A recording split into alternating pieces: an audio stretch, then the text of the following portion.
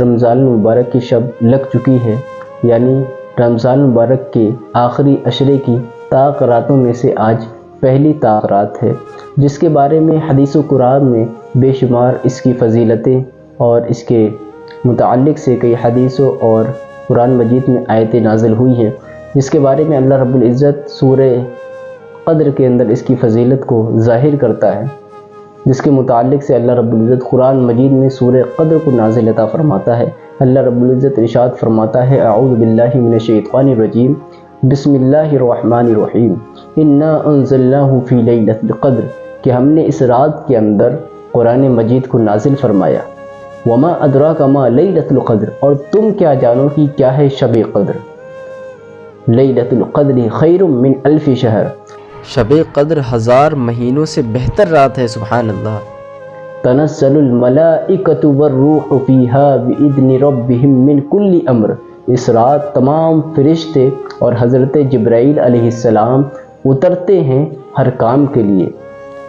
سلام ہی حتی مطلع الفجر، اور فجر طلوع ہونے تک اس رات سلامتی ہی سلامتی رہتی ہے، سبحان اللہ۔ تو ہمیں چاہیے ان راتوں کے اندر، ان طاق راتوں میں اللہ رب العزت کی بخشش اور رحمتیں ہمیں تلاش کرنی چاہیے، اور اس رات کا تعلق، اس رات کی فضیلت اس وجہ سے بھی ہے کیونکہ اس رات کا تعلق ایک عظیم شخصیت کی وجہ سے ہے، جس کے بارے میں رسول کائنات نے غدیر خم کے موقع پر 100 کے مجمع کے اندر مولا علی کا ہاتھ اٹھا کر ارشاد فرمایا تھا، من کنت مولا ہوں فہذا علی مولا، کہ میں جس کا مولا ہوں تو یہ علی بھی اس کا مولا ہے، سبحان اللہ۔ یہاں پر آقا سے مراد، مولا سے مراد دوست نہیں ہے، مددگار نہیں ہے، بلکہ یہاں پر آقا سے مراد، مولا سے مراد سردار ہے، آقا ہے، مولا ہے اور رہنما ہے۔ کہ آپ حضور کو اپنا دوست کہیں گے؟ آپ حضور کو اپنا دوست کیسے کہہ سکتے ہیں؟ آپ تو حضور صلی اللہ تعالیٰ علیہ وسلم کے قدم مبارک میں چھوٹی سی انگلی کے ناخن میں لگے ہوئے گرد کے برابر بھی نہیں ہیں، تو آپ حضور کے دوست کیسے ہو سکتے ہیں؟ جس طریقے سے آپ حضور کو اپنا آقا، اپنا مولا، اپنا سردار مانتے ہیں، اسی طریقے سے آقا نے ارشاد فرمایا کہ یہ علی بھی تمہارے مولا ہیں، آقا ہیں اور سردار ہیں، سبحان اللہ۔ اور آگے ارشاد فرمایا، اے علی لا یحبک الا مؤمن ولا یبغضک الا منافق، اے علی تم سے محبت مومن ہی کرے گا اور تم سے منافق ہی بغض رکھے گا۔ جو منافق ہوگا وہ تم سے بغض رکھے گا، اور جو مومن ہوگا، سچا مومن ہوگا، وہ تم سے محبت کرے گا، سبحان اللہ۔ اور یہیں تک نہیں، آگے ارشاد فرمایا، النظر الی وجہ علی عبادہ، آج اس شخص کی شہادت کا دن ہے، تو ہمیں چاہیے کہ ہم اس شخص کے بارے میں تذکرہ کریں، اس کی فضیلتیں بیان کریں، ان کے بارے میں مولا علی کی شان اور ان کی عظمت، آپ کے فضائل تو بے شمار ہیں کہ ہم اگر ان راتوں میں آپ کے فضائل، آپ کی فضیلتیں بیان کرنے لگ جائیں تو راتیں تو ختم ہو جائیں گی، مگر وہ فضائل شاید ہی ختم ہو سکیں۔ تو آقا صلی اللہ علیہ وسلم ارشاد فرماتے ہیں، النظر الی وجہ علی عبادہ، کہ مولا علی کے چہرے کی جانب دیکھنا بھی عبادت ہے، سبحان اللہ۔ صحابہ کرام حاضر ہوئے، فرمائے، یا رسول اللہ، جب تک ہمارے درمیان مولا علی حاضر ہیں، جب تک تو ہم اس عبادت سے سرفراز ہوتے رہیں گے، لیکن مولا علی جب اس دنیا سے، اس دار فانی سے جب رخصت فرما جائیں گے، جب اس دار فانی سے رحلت فرما لے جائیں گے، تب ہم اس عبادت سے کس طرح سرفراز ہوں گے، کس طریقے سے ہم حضرت علی کے چہرے کو دیکھ کر عبادت کریں گے۔ میرے آقا نے ارشاد فرمایا، سنو، جس طریقے سے میں نے تمہیں یہ بتایا کہ النظر الی وجہ علی عبادہ، کہ مولا علی کے چہرے کو دیکھنا عبادت ہے، اس طریقے سے میرا یہ بھی فرمان سنو کہ ذکر علی عبادہ، کہ تم یہ سوچتے ہو کہ مولا علی تمہارے درمیان حاضر نہیں رہیں گے تو تم مولا علی کے چہرے کو دیکھ کر کس طرح عبادت کرو گے، تو اس وقت تم یہ کر لینا، ذکر علی عبادہ، اگر تم علی کا ذکر ہی کر لو گے تو یہ بھی تمہارے لیے عبادت میں شمار کیا جائے گا، سبحان اللہ۔ یہ ہے مولا علی علیہ السلام کی ذات اقدس، بیگم یہی تو 5 ہیں، مقصود کائنات، خیر النساء، حسین و حسن، مصطفیٰ علی۔ 19 رمضان المبارک کو نماز فجر مولا علیہ السلام مسجد کوفہ کے اندر پڑھا رہے تھے، تو پیچھے سے عبد الرحمن ابن ملجم آتا ہے، سجدے کی حالت میں حضرت مولا علیہ السلام کے سر اقدس پر وہ زہر سے آلودہ تلوار مار دیتا ہے، اللہ اکبر۔ حضرت مولا علیہ السلام فوراً ارشاد فرماتے ہیں فستو ورب الکعبہ، رب کعبہ کی قسم آج علی کامیاب ہو گیا۔ اللہ اکبر۔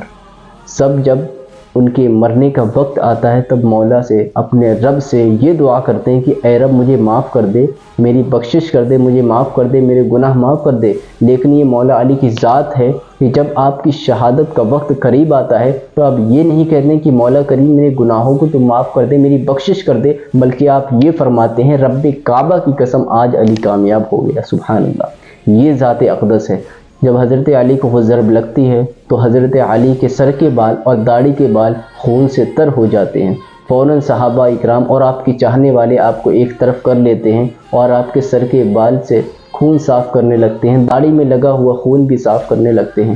مولا علی ارشاد فرماتے کہ اے حسن، یہ نماز فجر کا وقت ہے، جاؤ تم پہلے نماز فجر کو ادا کراؤ، لوگوں میں امامت کرو اور نماز فجر کو پہلے پڑھاؤ، اس کے بعد میں مجھے دیکھنا۔ اللہ اکبر۔ قضا نے وار کیا تو وہ بھی پشتے سر سے کیا، کہاں تھی کسی میں مجال کہ آ جاتا رو برو علی۔ اللہ اکبر۔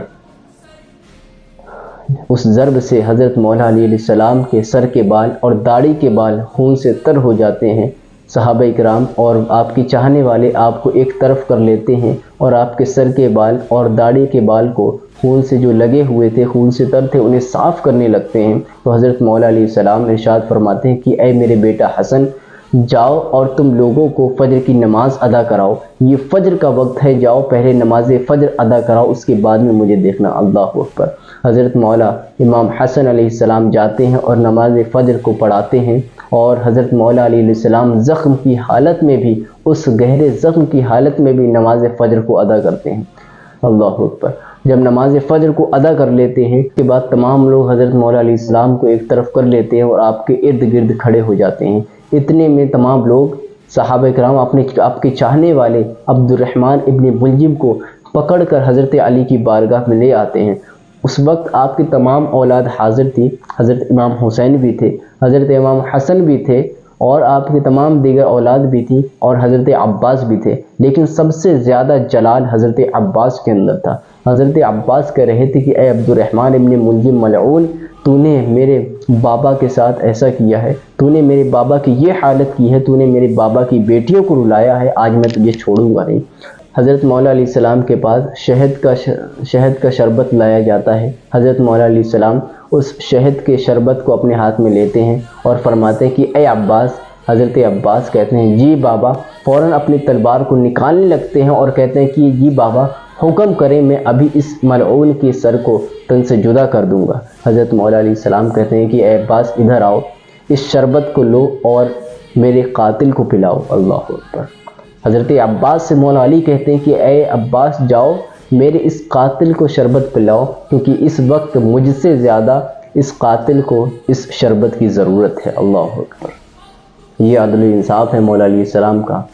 پھر آپ نے فرمایا کہ اے لوگو، اے میرے چاہنے والوں، میری اس وصیت کو سن لو، میری اس بات کو سن لو، اس شخص نے مجھے ایک ضرب لگائی ہے، تم بھی اسے ایک ضرب لگانا۔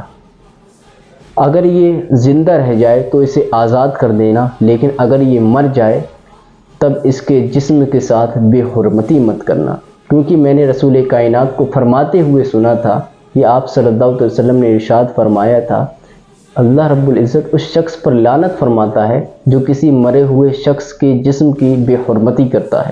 یہ ہے عدل و انصاف حضرت مولا علی علیہ السلام کا، کہ بستر مرگ پر ہیں لیکن پھر بھی عدل و انصاف اور اپنی سخا کا دامن اپنے بستر مرگ پر بھی نہیں چھوڑ رہے ہیں۔ اللہ اکبر۔